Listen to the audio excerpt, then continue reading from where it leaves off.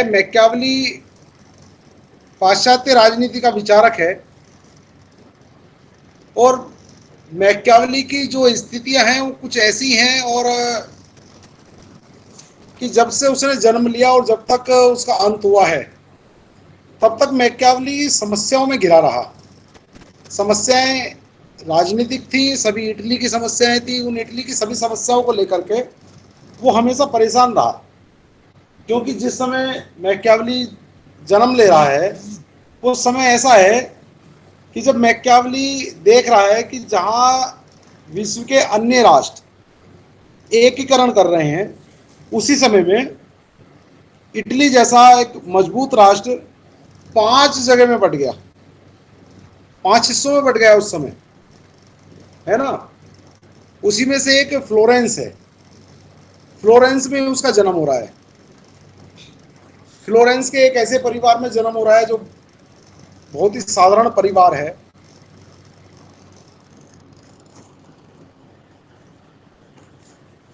एक साधारण परिवार से मैकियावेली आता है और मैकियावेली के लिए उसका जो व्यक्तित्व है, उसके व्यक्तित्व के लिए कई विचारक ऐसे रहे जिन्होंने 2-3 बातें उसके लिए कही। जैसे शुरू में हम देख सकते हैं, एक है प्रोफेसर डनिंग। डनिंग लिखते हैं कि उसकी जो कीर्ति है, जो रचनाएं उसने लिखी, जो पुस्तकें लिखी, उन पुस्तकों में प्रिंस को ऐसी रचना मानते हैं वो कि जो मध्ययुगीन चिंतक प्रणाली का त्याग कर रही है।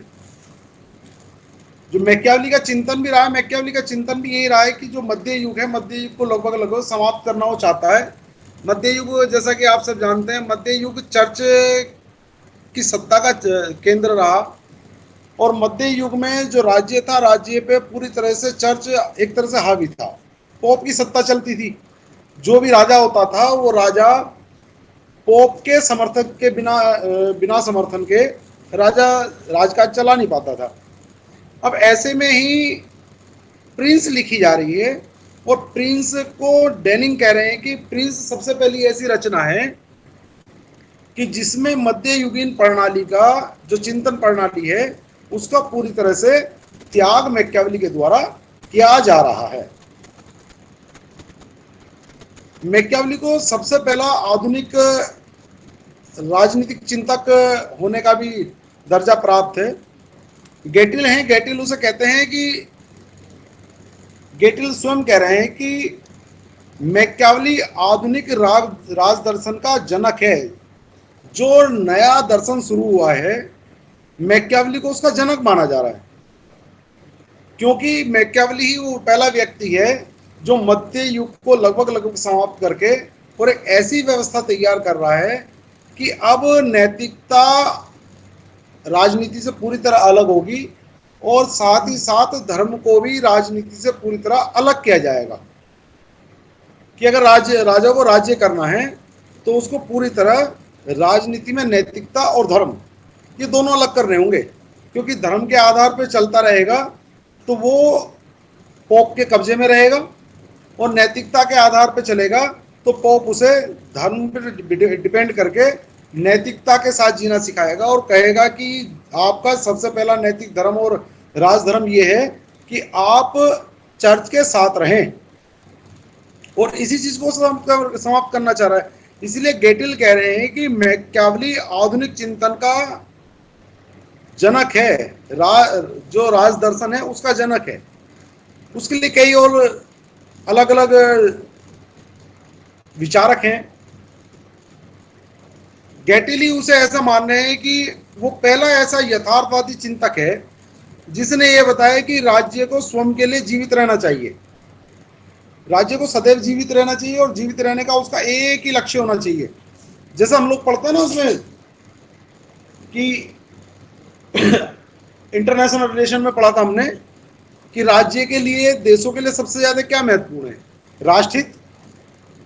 तो यही बात वो यहां कह रहा है कि राष्ट्रहित ही सबसे ज्यादा महत्वपूर्ण है और राष्ट्रहित के आधार पे ही,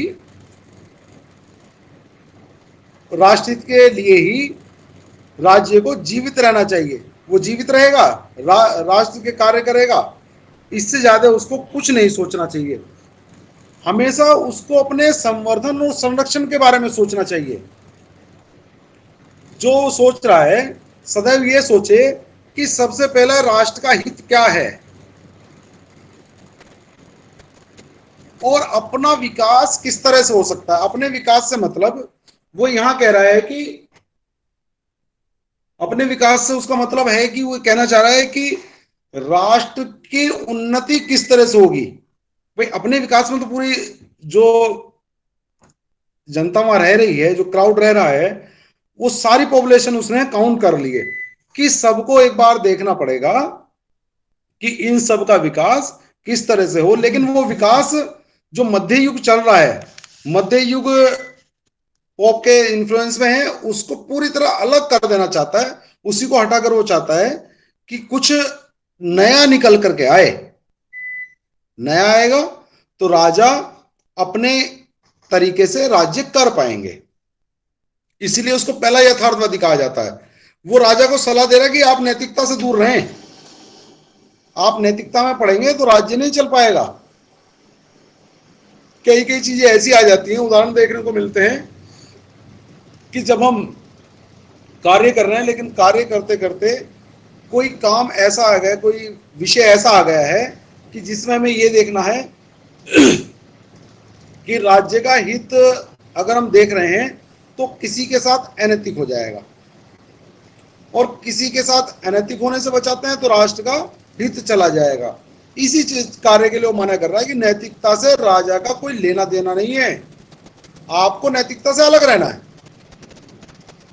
तो गेटल यही यही कह रहा है कि वो पहला यथार्थवादी है, और वो राजा को इस तरह की सलाह दे रहा है कि आपको पूर्णतः नैतिकता से अलग रहना है, आपको केवल और केवल अपने संवर्धन और संरक्षण के विषय में सोचना है। प्रथम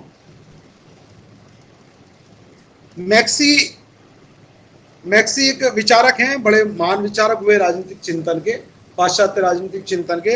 अब वो पाश्चात्य राजनीतिक चिंतन के विचारक हैं और कह रहे हैं कि मैकियावेली पहला आधुनिक चिंतक है। तो मैकियावेली को जब हम पढ़ते हैं तो मैकियावेली को विशेष रूप से दो टाइटल ऐसे मिल गए कि जिनके आधार पे उसका पूरा विषय चलता है। एक तो ये कि वो पहला आधुनिक चिंतक है, दूसरा ये जिस विषय को लेकर के आपको परीक्षा में पूछा जाता है और सबसे ज्यादा पूछा जाता है कि मैकियावेली अपने युग का शिशु है, क्यों है। हालांकि प्रत्येक जो चिंतक है वो अपने युग का शिशु है। युग का शिशु होने का मतलब है कि वो अपने युग के लिए कार्य कर रहा है, अपने उस समय के लिए वो कार्य कर रहा है। लेकिन कार्य करते करते उस कार्य में वो उधर ही कर लेना, क्लास ले लो, क्लास के बाद कर लेना। कहाँ थे हम? हाँ, प्रत्येक जो चिंतक है वो अपने युग के बारे में सोच रहा है, अपने युग का शिशु है। क्योंकि जब भी वो कार्य कर रहा है तो कार्य कर रहा है वो अपने राज्य के उन्नति और संवर्धन के लिए, और राज्य के लिए इस तरह से कि राज्य आगे बढ़ता रहे, और राज्य में जो कुरीतियां हैं या ऐसे तत्व हैं जो राज्य की उन्नति को रोक रहे हैं उनको समाप्त करे। यही कार्य मैकियावेली ने भी किया है। इसको आगे पढ़ेंगे, लेकिन मैकियावेली का एक पहले छोटा सा जीवन परिचय पे उसके हम दृष्टिपात करेंगे, एक नजर हम उसके जीवन परिचय पे डालेंगे। मैकियावेली का जन्म, जैसा मैंने पहले भी बताया आपको, इटली के फ्लोरेंस एक गणराज्य है, इटली में है। इटली 5 छोटे छोटे गणराज्यों में टूट गया है, उन्हीं में से एक फ्लोरेंस है। फ्लोरेंस के एक बहुत ही साधारण परिवार में उसका जन्म 1469 1469, अगर मैं गलत नहीं हूं, 1469 में फ्लोरेंस में उसका जन्म हो रहा है। एक साधारण परिवार में होता है, लेकिन साधारण परिवार में जन्म लेने के बाद भी उसको उच्च शिक्षा परिवार दिला रहा है। परिवार उच्च शिक्षा दिलाने के साथ साथ कई भाषाओं का उसको ज्ञान करा रहा है। भाषाओं के ज्ञान में लैटिन भाषा पे विशेष जोर दिया गया कि लैटिन जो भाषा है वो मैकियावेली को अच्छा ज्ञान इसका होना चाहिए ताकि मैकियावेली इसको आगे इस्तेमाल कर सके।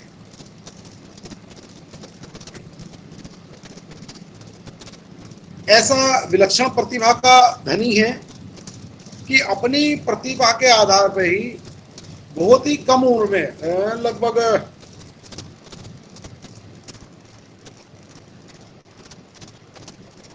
1548 98 1498 के आसपास 1498 के आसपास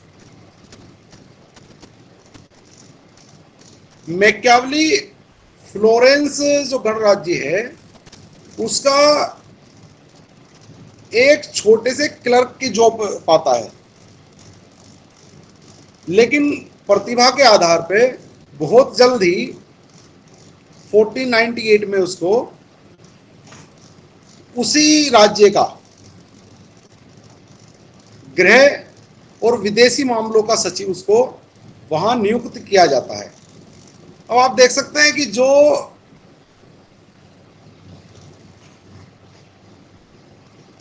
69 में जन्म ले रहा है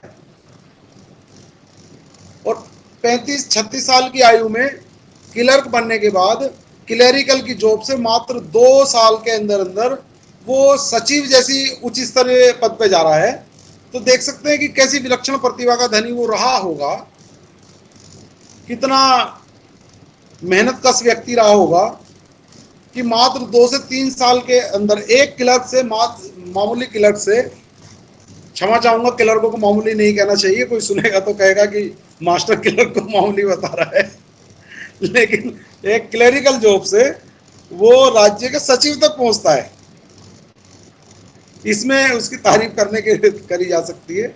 ऐसी विलक्षण प्रतिभा का धनी मैकियावेली रहा कि क्लर्क की जॉब से और गृह सचिव और गृह सचिव के साथ साथ उसको विदेशी मामलों का सचिव बना करके नियुक्ति दी गई है।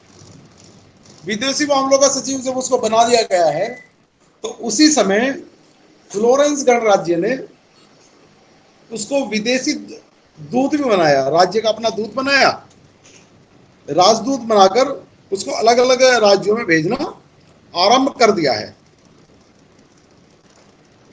फ्लोरेंस का जो राजा है उससे इतना प्रभावित हो गया है कि उसको राजदूत जैसा महत्वपूर्ण दायित्व दे दिया है और उसी महत्वपूर्ण दायित्व को निभाते निभाते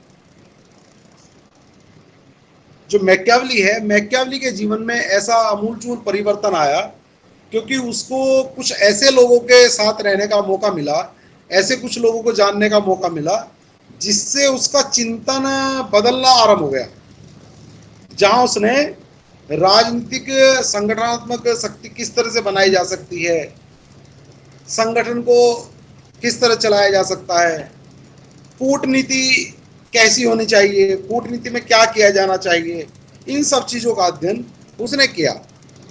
राजदूत के रूप में उसको फ्रांस जाने का मौका मिलता है जहां महान शासक हैं लुई 12वां। लुई, फ्रांस में कई लुई हुए, 14वां, 16वां, 15, उनमें से जो 12वें हैं लुई, उनके दरबार में उसे जाने का मौका मिला है। रोम के मैक्सिमिलियन सम्राट हैं, महान सम्राट कहा जाता है मैक्सिमिलियन प्रथम। मैक्सिमिलियन प्रथम के दरबार में उसे जाने का मौका मिला। साथ ही साथ उसे मौका मिला पोप जूलियस द्वितीय के साथ रहने का।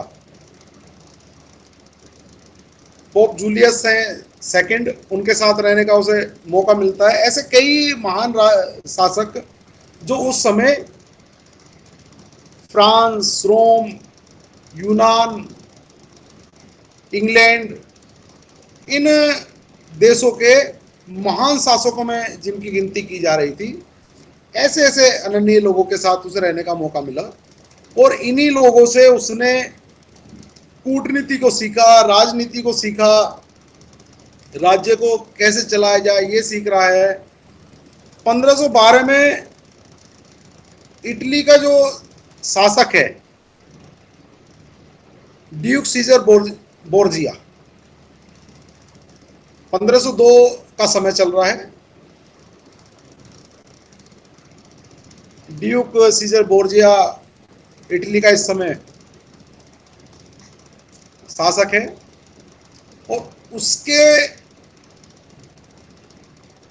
साथ रहने का मौका, अब उसके नजदीक आने का कह सकते हैं एक तरह से मौका मैकियावेली को मिल रहा है। अब जब वो बोर्जिया के संपर्क में आया है तो बोर्जिया उससे इतना प्रभावित हुआ, बोर्जिया से वो इतना प्रभावित हुआ कि उसने ये मानना शुरू कर दिया है कि जिस तरह का शासक ड्यूक सीजर बोर्जिया है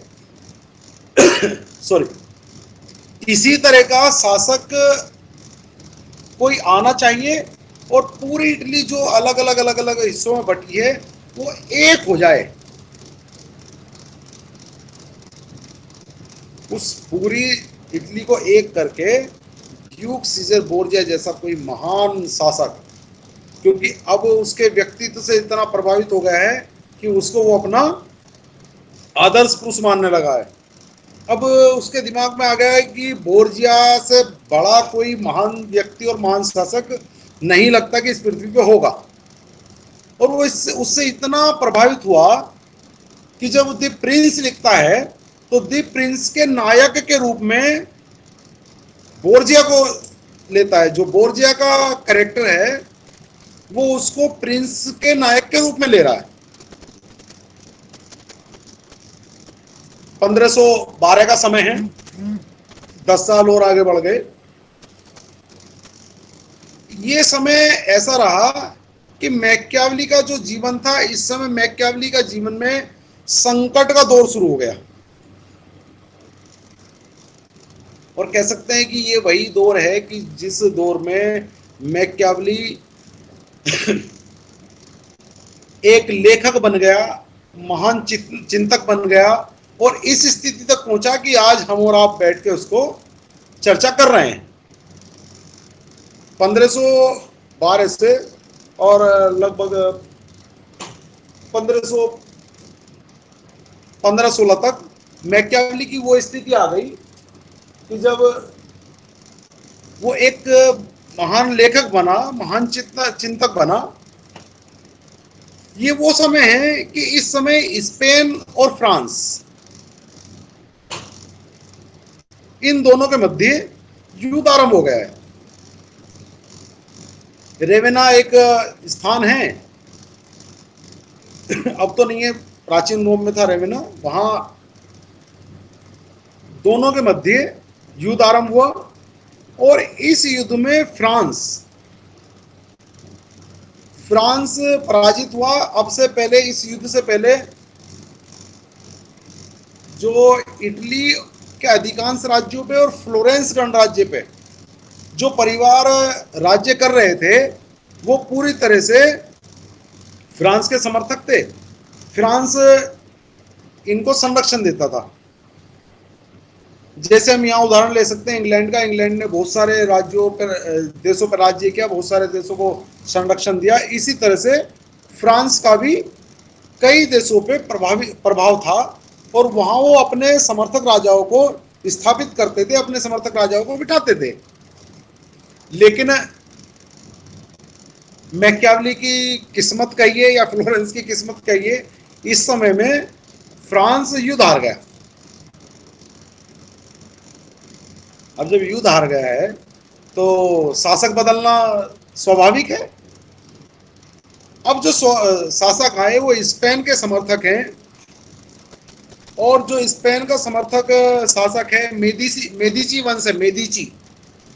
मेदिची वंश है। उस वंश के जो लोग हैं शासन करने आए हैं, और सत्ता चलाते चलाते उन्होंने सबसे पहले एक कार्य किया अब कार्य क्या कर रहे हैं, जिस तरह से देखते हैं ना कि सरकारें बदलती हैं तो पुरानी सरकारों के जो समर्थक अधिकारी हैं उनको सबसे पहले हटाया जाता है।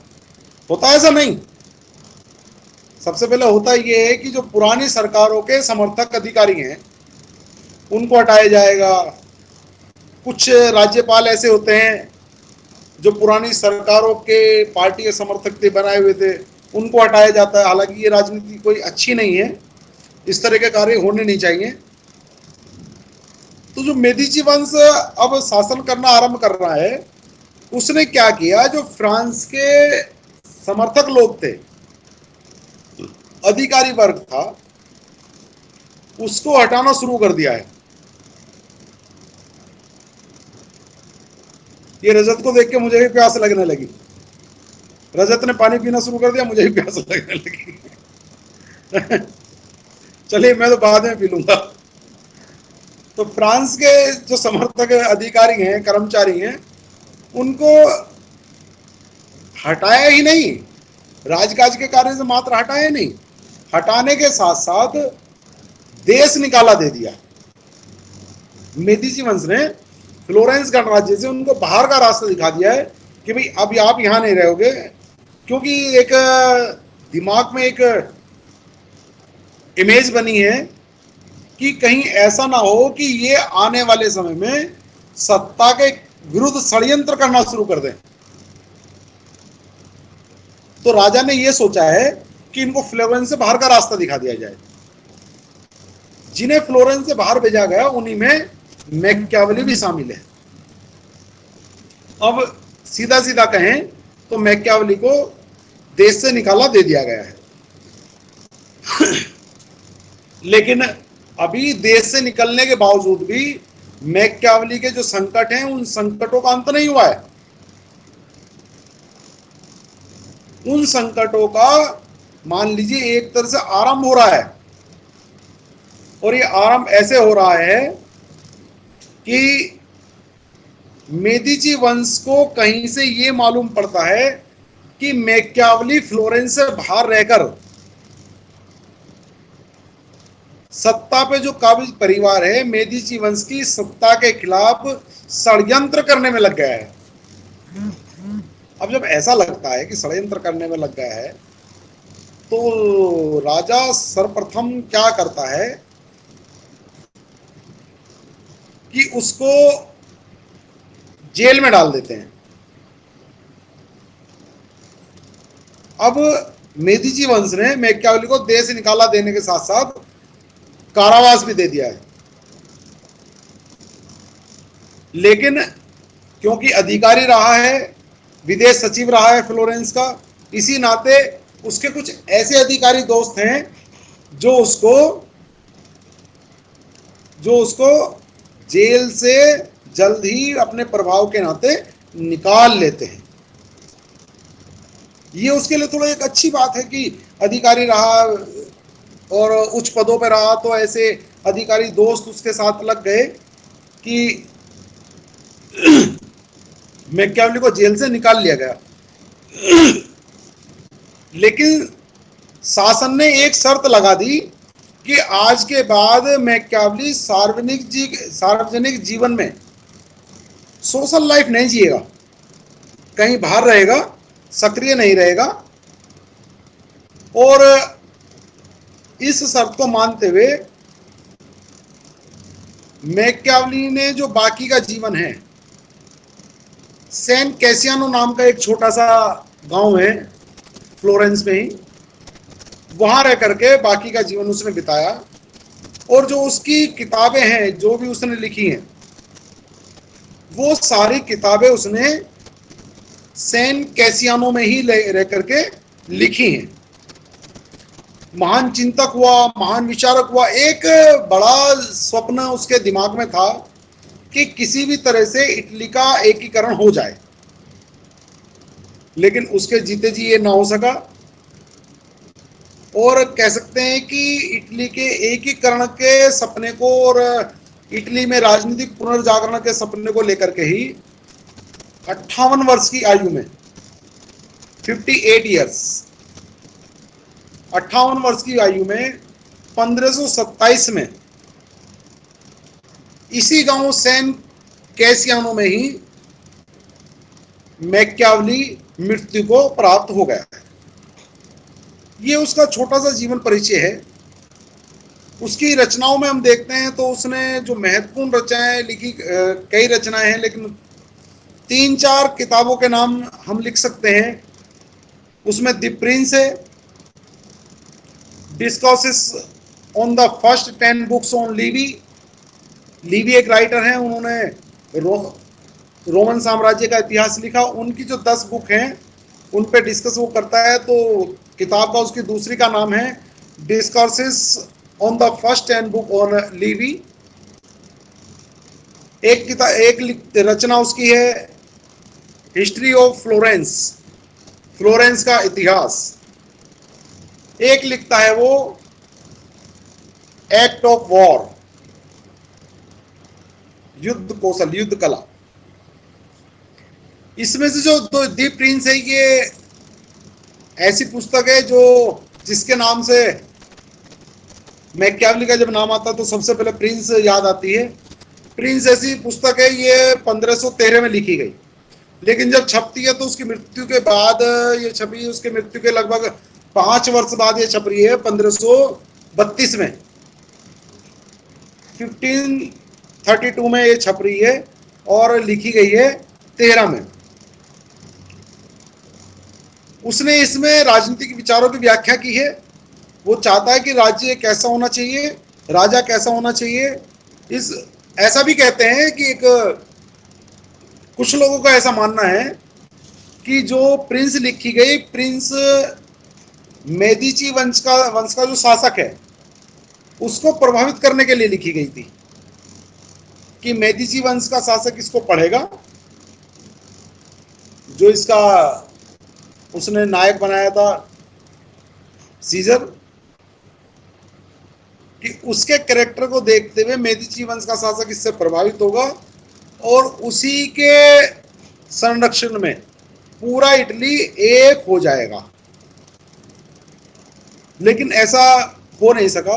लोगों का कहना है कि उसको मेदिची वंश के शासक को प्रभावित करने के लिए उसने 1513 में दी प्रिंस की रचना की थी। ये उसका छोटा सा जीवन परिचय और रचनाएं हैं। एक जब मैकियावली की बात करते हैं तो सबसे बड़ा विषय आता है, क्वेश्चन पूछा जाता है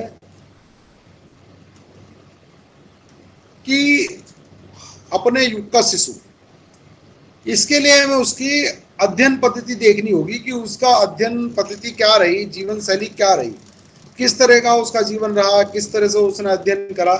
तो इसको हम 2-3 विषयों में देख सकते हैं और उसके अध्ययन पद्धति पे प्रकाश डालते हुए कुछ लेखक हैं जो उसके लिए लिखते हैं।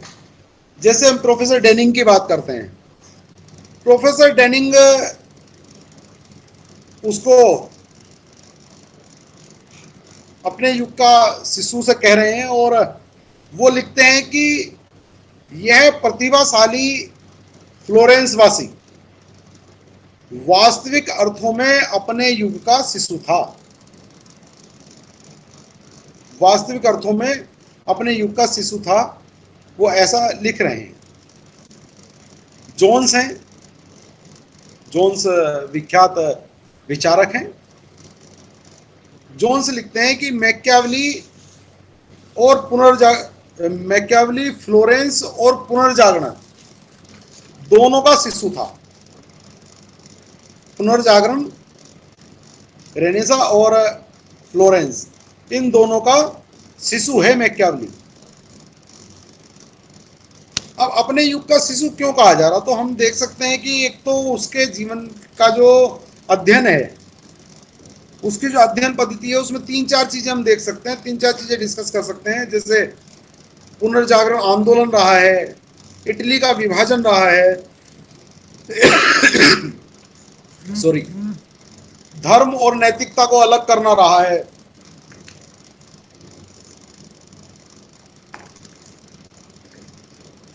ये कुछ महत्वपूर्ण बिंदु हैं जिन पे हम बात करते हुए देख सकते हैं कि किस तरह से उसका अध्ययन, जीवन का अध्ययन रहा और अध्ययन पद्धति उसकी क्या रही। सबसे पहले देखते हैं पुनर्जागरण आंदोलन। पुनर्जागरण आंदोलन में हम सभी जानते हैं, हमने भी डिस्कस किया था शुरू में ही, कि मैकियावेली ऐसे समय में जन्म ले रहा है जब फ्लोरेंस में एक नए युग का उदय हो रहा है। ये वो युग है कि जब लोग जागृत हो रहे हैं, मध्य युग की जो परंपराएं हैं और चर्च का जो प्रभाव है, इस समय मैकियावेली देख रहा है कि वो तेजी से लोगों के ऊपर से समाप्त होता जा रहा है। लोगों के मन में एक भावना है राष्ट्रवाद की, और उस राष्ट्रवाद की भावना के साथ चाहते हैं कि किसी भी तरह से चर्च का जो प्रभाव है वो समाप्त हो जाए। मध्य युग का जो चिंतन है वो उसको समाप्त करना चाह रहे हैं। जब मध्य युग का चिंतन समाप्त होगा तो चर्च का प्रभाव समाप्त हो जाएगा। एक तरह से कहा जा सकता है कि इस समय पुनर्जागरण के माध्यम से मध्य युग के प्रभाव को पूर्णतः समाप्त करने के लिए लोग प्रयासरत हैं। मैकियावेली के जीवन पे इसका गहरा प्रभाव पड़ रहा है, और मैकियावेली भी इसी कार्य में लग गया है कि पुनर्जागरण होना चाहिए, मध्य युग को समाप्त किया जाना चाहिए, और धर्म का जो प्रभाव है धार्मिक मान्यताओं से परे हट जाना चाहिए, और जो इतिहास है, इतिहास का अध्ययन किया जाना चाहिए। उसने खुद भी जो अध्ययन किया है, उसका खुद का भी अध्ययन इतिहास पर ही आधारित है। वो लिवी द्वारा रोमन इतिहास जो लिखा गया उन 10 किताबों को पढ़ता है, वो रोम के पूरे इतिहास को पढ़ता है। रोम के पूरे इतिहास को पढ़ के वो जानना चाहता है कि ऐतिहासिक जो व्यवस्थाएं रही हैं वो कितनी सजी और कितनी सही थी कि राज्य को जीवित रखा जा सकता है। लेकिन उन मान्यताओं को समाप्त करते हुए धीरे धीरे चर्च का कब्जा हो गया था और राज्य धार्मिक आधार पर चलने लगा था। इसी सबको समाप्त करना चाह रहा है, और वो एक नवीन विचार स्थापित करना चाहता है कि धार्मिक मान्यताओं को समाप्त करके इतिहास के आधार पे हमको अपने राज्य को चलाना चाहिए। वो पूरी तरह से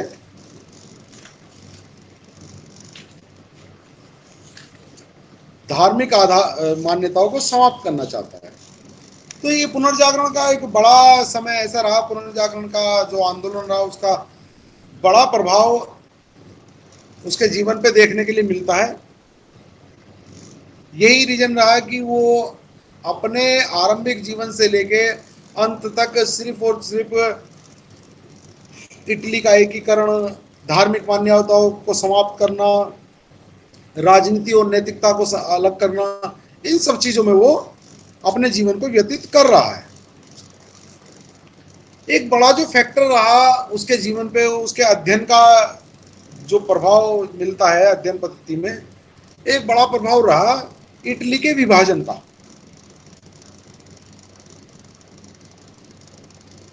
मैकियावेली देख रहा है, मैकियावेली देखता है इटली के विभाजन के पॉइंट ऑफ व्यू से जब हम पढ़ेंगे तो हम देखते हैं कि मैकियावेली के जीवन पे इटली के विभाजन का बड़ा प्रभाव है। मैकियावेली ने देखा कि ऐसा समय जिस समय में इंग्लैंड, फ्रांस, स्पेन ऐसे देश अपने आप को आगे बढ़ा रहे हैं और छोटी छोटी शक्तियों में टूटे हुए होने के बाद भी एकीकरण कर रहे हैं, एक बड़ी शक्ति बन के उभर रहे हैं।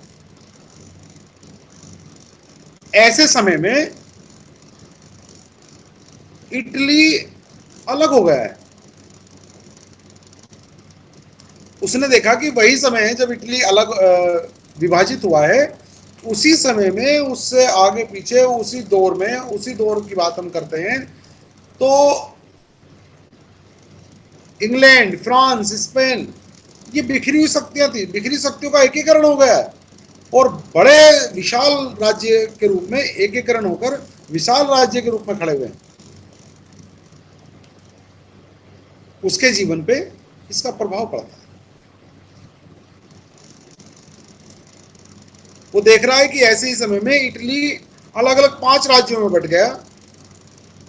नेपल्स गणराज्य एक तरफ हो गया है, एक तरफ मिलान गणराज्य हो गया है, रोमन चर्च का जो क्षेत्र है वो अलग हो गया है, वेनिस गणराज्य अलग हो गया, और इटली में से ही जहां वो खुद जन्म ले रहा है उसकी जन्मभूमि फ्लोरेंस गणराज्य अलग हो रहा है। तो जो इटली का विभाजन हुआ 5 जगह पर हुआ, नेपल्स, मिलान, रोमन चर्च का क्षेत्र, वेनिस गणराज्य और एक हुआ फ्लोरेंस गणराज्य। यह सभी आपस में इस तरह से संघर्षरत हैं कि इनका फायदा चर्च ने उठाना शुरू कर दिया है और चर्च इनके आपसी झगड़ों का फायदा उठाकर, इनके आपसी संघर्ष का फायदा उठाकर पोप क्या कर रहा है कि इन पर राज्य करने के लिए कभी फ्रांस को आमंत्रित करता है, कभी स्पेन को आमंत्रित करता है। इन्हीं अंदरूनी मामलों का फायदा पोप उठाना चाहता है और अंदरूनी मामलों में हस्तक्षेप करने के लिए प्रोत्साहित कर रहा है इटली को, फ्रांस को, क्योंकि पोप जानता है कि दोनों को मैं कर रहा हूं, जो भी सत्ता में रहेगा मैं उसके साथ रहने वाला हूं। इस तरह से पोप हमेशा ताकत में रहेगा, पोप कभी कमजोर ही नहीं होगा।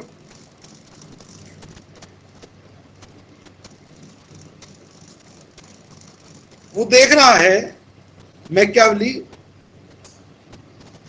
कि इटली में चारों ओर गृह युद्ध की स्थिति है, ये गृह युद्ध समाप्त कैसे होगा। तो मैकियावेली इसके लिए चिंतन करता है और सोचता है कि सर्वप्रथम एक तो जो मध्य युग की परंपराएं हैं, चर्च का हस्तक्षेप है, धर्म का हस्तक्षेप, वो समाप्त हो जाए। चर्च का हस्तक्षेप समाप्त होगा तो पोप का हस्तक्षेप स्वयं ही समाप्त हो जाएगा, और जब पोप का हस्तक्षेप समाप्त होगा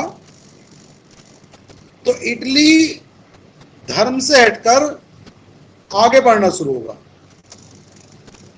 इसीलिए मैकियावेली चाहता है कि इतिहास का अध्ययन किया जाए।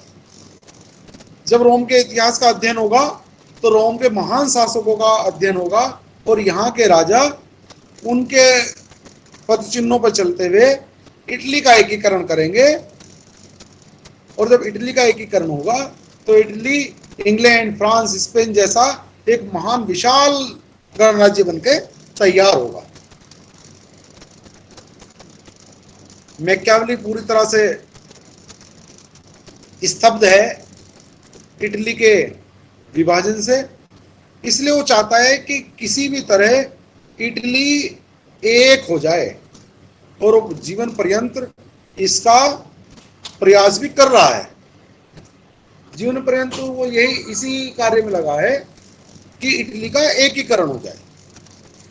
मैकियावेली राष्ट्रभक्त है, उसमें राष्ट्रभक्ति का जो ज्वार है वो भरा है, और राष्ट्रभक्ति से ही दिखाई देता है कि इटली का एकीकरण हुए बिना इटली निवासियों का जीवन सुखमय होने वाला नहीं है। इसी के लिए वो काम करता है, और वह एक शक्तिशाली राजा की अध्यक्षता में इटली का एकीकरण चाहता है। इसी उद्देश्य से उसने, जैसा कि मैंने पहले बताया, दी प्रिंस लिखी, और दी प्रिंस को वो मेदिची वंश के शासक को भी भिजवाता है। मेदिची वंश के शासक को भिजवाने के साथ साथ वो चाहता है कि मेदिची वंश का शासक इससे प्रभावित हो और पूरे इटली का एकीकरण करे,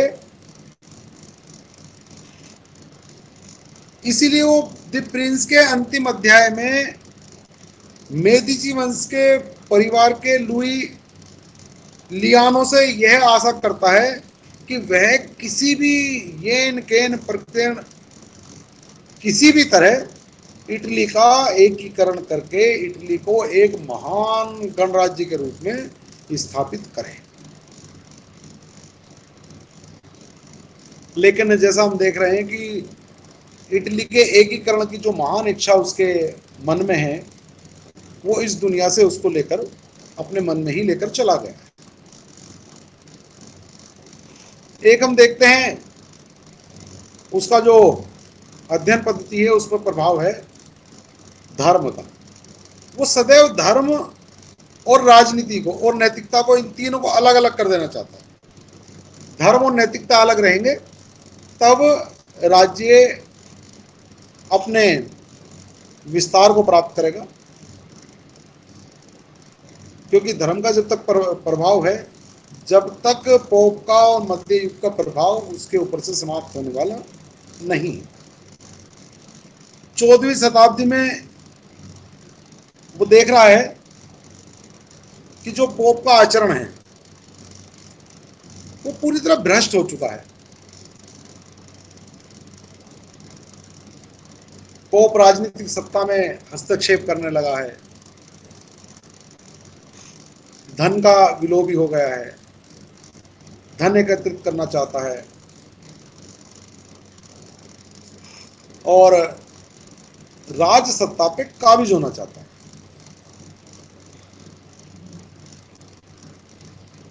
तो इसी को देखते हुए वो देख रहा है कि पोप इतना भ्रष्ट हो चला है और पोप पर से वहां के इटली के लोगों का विश्वास लगभग समाप्त होने लगा है।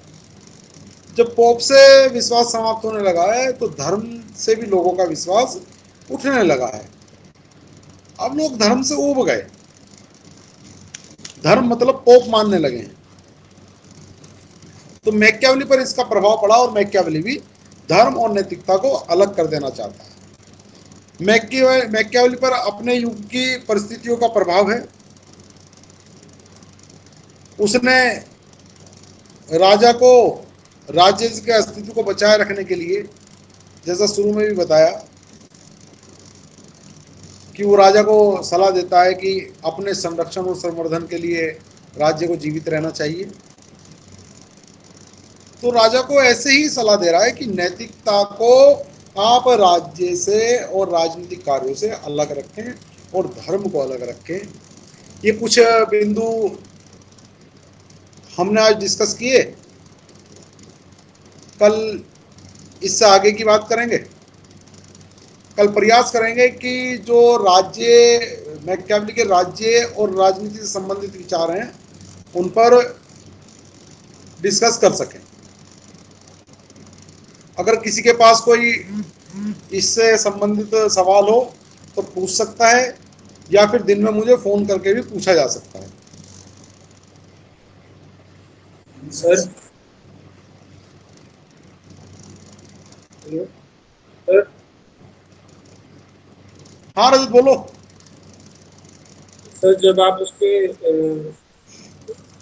जीवन परिचय को बता रहे थे हाँ तो ऐसे ऐसे प्रश्न आया तो हाँ सर जितने भी हम विचार पढ़ते हैं कभी भी, है। तो उनके क्यों निजी, जितने भी विचारक हम पढ़ते हैं उनका निजी जीवन क्यों उथल पुथल से भरा हुआ होता है? रजत तुम्हारी वॉइस क्लियर इतना। नहीं हो रही है।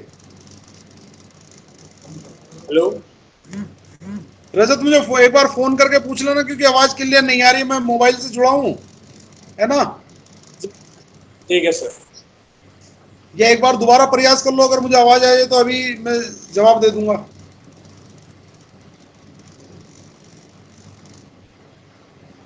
सर आप जब मैकियावेली के जीवन परिचय के बारे में बता रहे थे, मैकियावेली के जीवन परिचय के विषय में, जब आप हाँ बात कर रहे थे तो एक विचार आया कि जितने भी विचारक होते हैं, बहुत बड़े विचारक रहे हैं, आगे हाँ भी रहे हैं और प्राचीन काल में भी रहे हैं, उनका जीवन अक्सर ही उथल हाँ पुथल से भरा हुआ रहता है, निजी जीवन। हाँ हाँ हाँ हम अधिकांश विचारकों सैलरी को का ऐसा पता ही नहीं देखते होता, उनकी मैरिज का पता नहीं होता, तो निजी जीवन। हैं। रजत बेटा वॉइस कट गई तुम्हारी फिर से।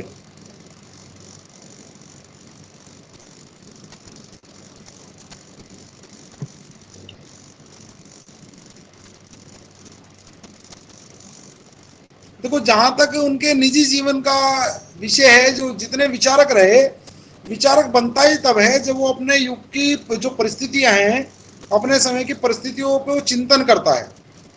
और चिंतन हमेशा आप देखते हैं कि चिंतन उन्हीं परिस्थितियों पर होता है जो परेशानियों से भरी हुई रहती है। भाई एक राज्य है, खुशहाल चल रहा है, तो कोई चिंतक उसमें ये नहीं सोचेगा कि ये खुशहाली कैसे समाप्त की जाए, है ना? क्योंकि वो सोचता तब है जब वो उस परेशानी से, वहां की समस्याओं से खुद भी ग्रसित हो। चिंतक जब स्वयं ग्रसित रहता है तब उस पर विचार बनाना शुरू करता है, और जब विचार बनता है तो उसमें संघर्ष करता है। और इसीलिए हम देखते हैं कि जितने विचारक रहे हैं अधिकांशतः जीवन उनका कठिनाइयों से और संघर्षों से घिरा रहा है ना? मुझे लगता है कि मैं समझाने में थोड़ा सक्षम रहूंगा, समझा पाऊंगा अपनी बात, और बाकी का विषय कल देंगे। रजत, कुछ सेटिस्फैक्शन हुआ? जी सर। चलिए कल बात करते हैं ना। Thank you sir. ठीक, एक बार मुझे सभी अपनी, आज 8 लोग हैं, मैं देख पा रहा हूं कौन कौन है, इन सबके नाम लिख के रजत तो मुझे व्हाट्सअप कर देना ना। जी सर। ठीक है, धन्यवाद सर। नमस्ते। नमस्ते। थैंक यू सर, नमस्ते।